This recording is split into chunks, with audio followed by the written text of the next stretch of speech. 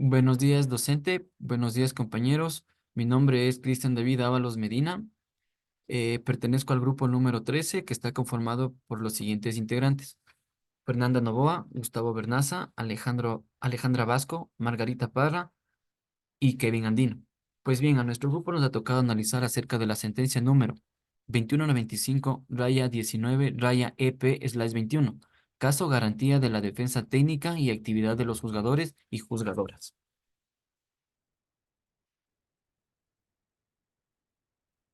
Introducción. El derecho a la defensa es un derecho fundamental que se encuentra tipificado en nuestra Carta Magna en su artículo 76, numeral 7. Asimismo, en su artículo 75 se establece la tutela efectiva de derechos, donde se visualiza la efectividad de la justicia, que se fundamenta en el derecho al debido proceso, una defensa eficaz, competente, gratuita y que garantice un proceso transparente de dignidad y de justicia.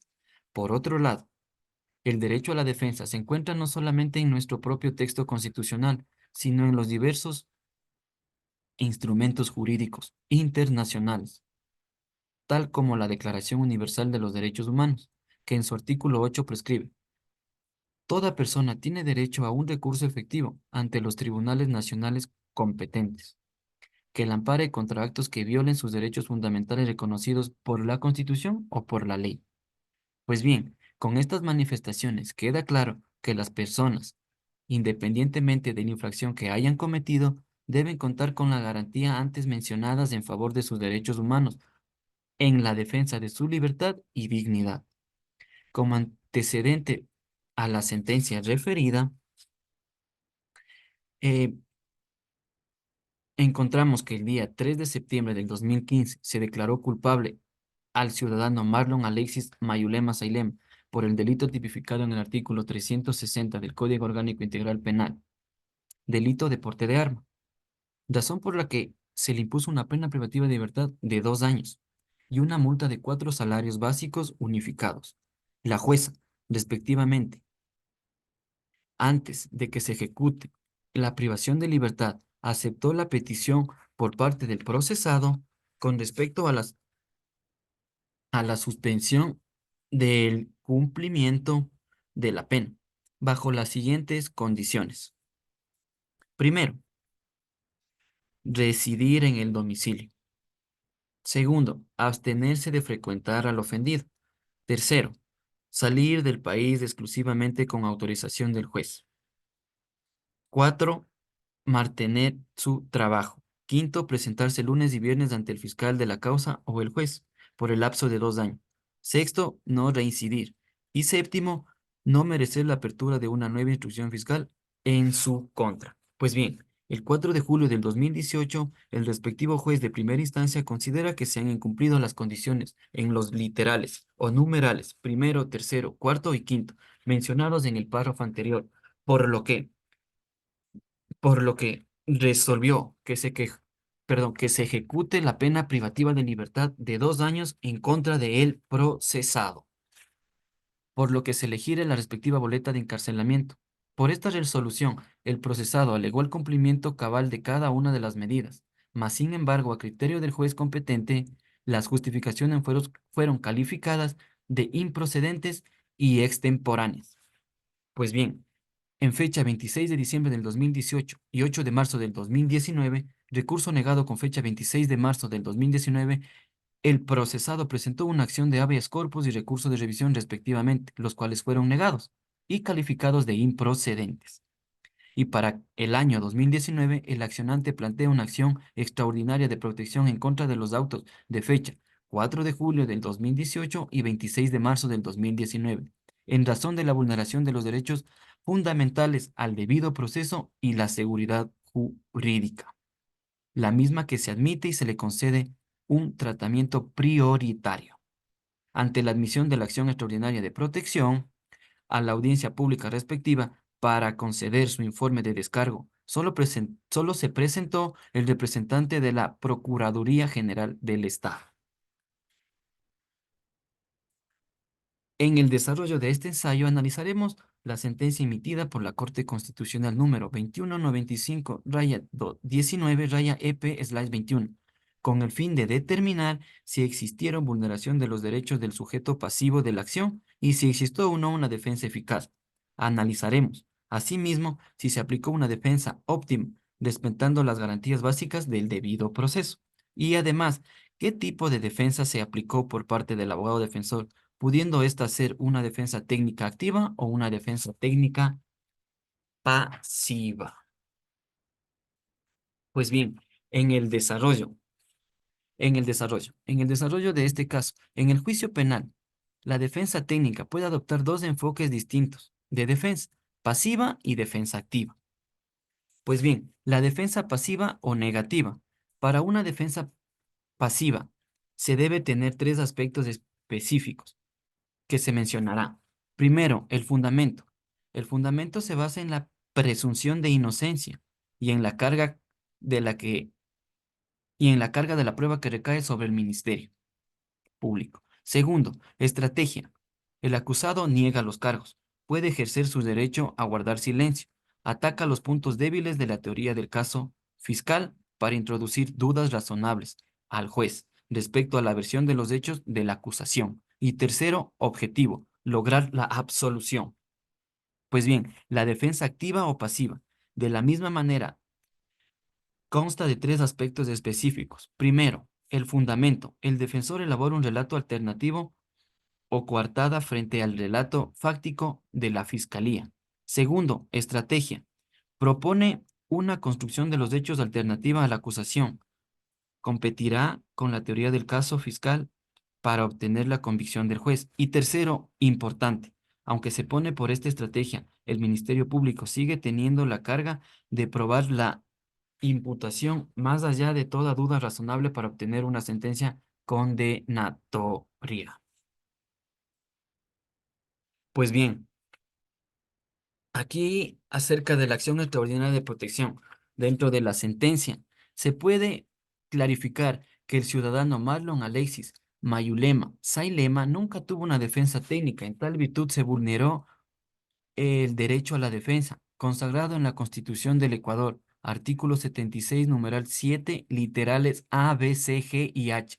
Esto después de un análisis, se puede ver que el defensor público nunca desplegó una actividad probatoria, puesto que jamás presentó prueba alguna. Es decir, no reprodujo los documentos que sustenten que estaba cumpliendo a cabalidad.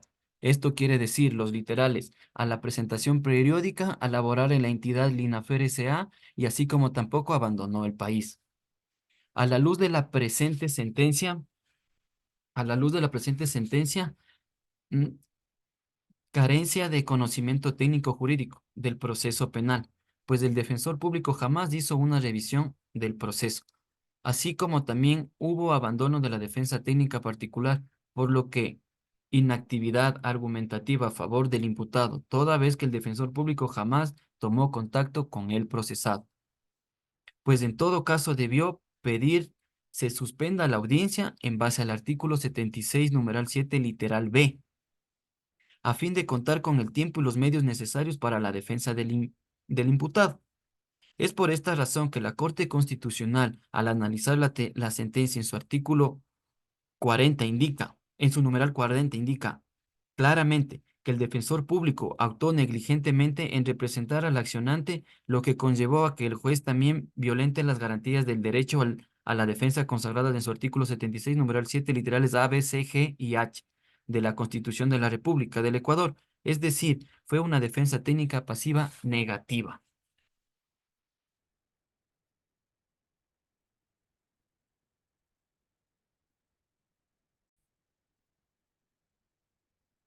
Pues bien, en el Pacto Internacional de los Derechos Civiles y Políticos desarrolla en el derecho al debido proceso.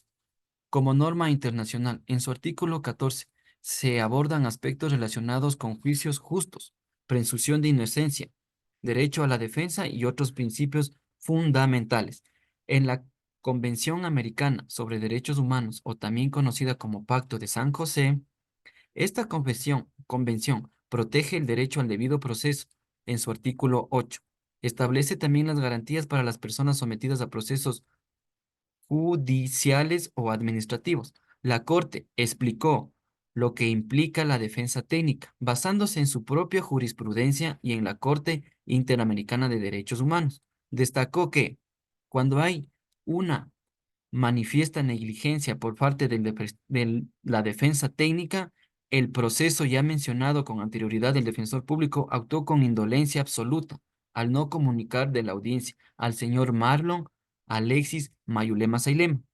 En este caso, es el juez o tribunal de la causa. Debía evitar para que no se violente el derecho a la defensa del procesado, como se verificó a través de este caso.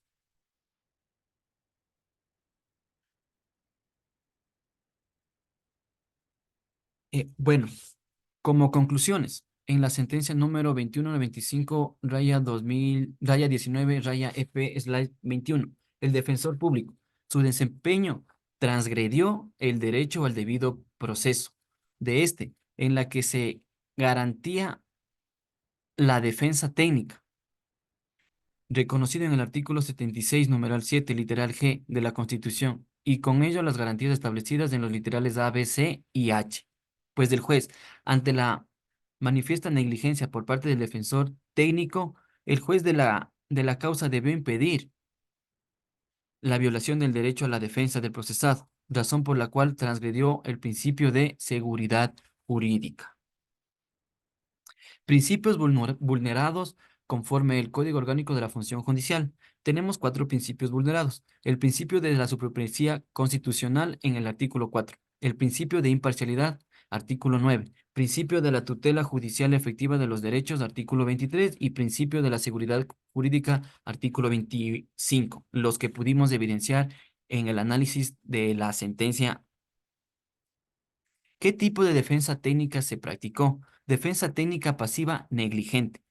¿Por qué? Porque el defensor público no cumplió con su deber de asegurar una defensa adecuada para el acusado.